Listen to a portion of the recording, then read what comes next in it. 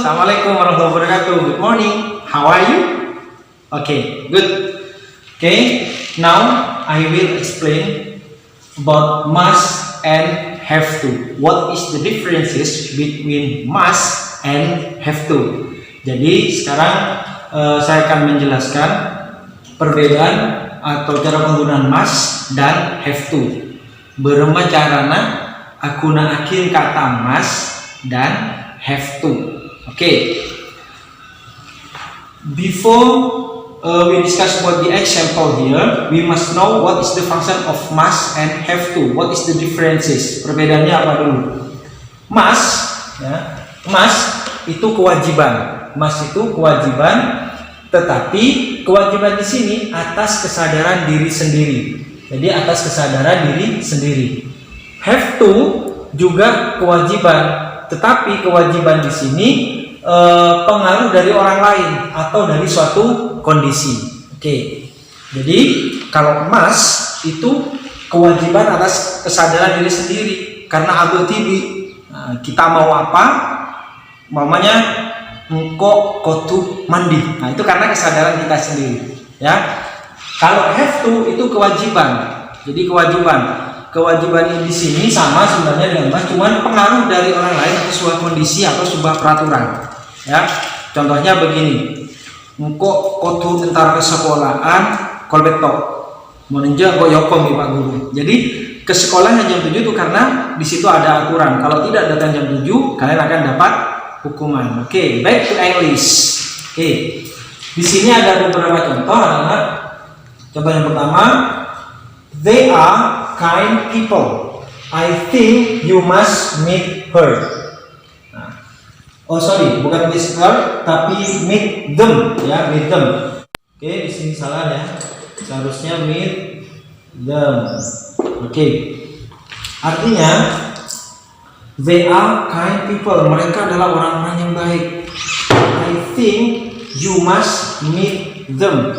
Menurut saya, kamu harus bertemu dengan mereka. Nah, ini pendapat pribadi. Jadi atas kesadaran diri sendiri, dia itu baik loh. Ayo, kamu ke sana. Nah, jadi seperti itu.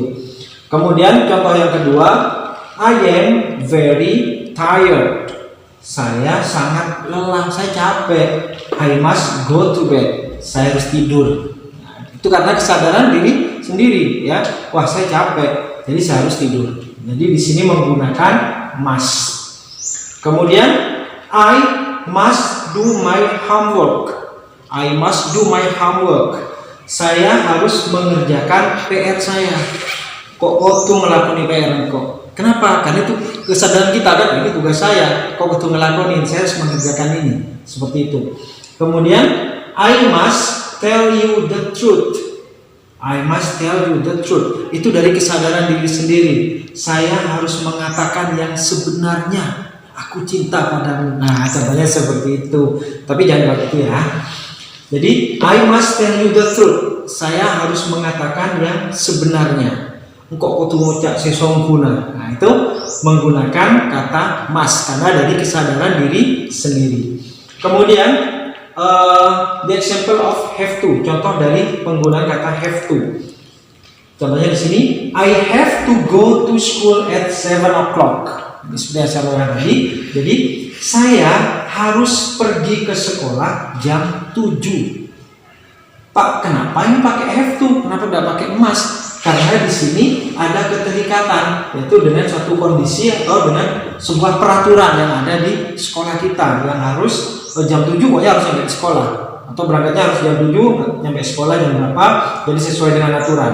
Makanya di sini menggunakan have to, jadi ada keterikatan. Kemudian I have to sweep the floor before my friends come. I have to di sini. Kenapa pakai have to? Nah, jadi saya harus menyapu kelas sebelum teman-teman saya datang. Jadi have to-nya di sini itu wajib, tapi karena ada pengaruh atau suatu kondisi apa? Karena saya piket sekarang. Kalau tidak piket kan saya tidak mungkin nyapu. Nah, karena saya piket makanya di situ menggunakan I have to sweep the floor before my friends come. Oke? Ada pertanyaan? Kalau ada pertanyaan bisa ditulis di komen di bawah, ya. Oke. Nah, sekarang kalau di situ tadi dalam bentuk positifnya, sekarang dalam bentuk negatifnya. Jadi mustn't atau must not dan don't have to. Apa perbedaannya sekarang? Kalau tadi di sana sudah berbeda antara must dan have to yang merupakan sama-sama kewajiban, tapi kalau must itu atas kesadaran diri sendiri, kalau have to itu ada pengaruh atau kondisi atau ada keterlibatan dari pihak lain kayak sebuah peraturan atau apa ya, itu menggunakan have to.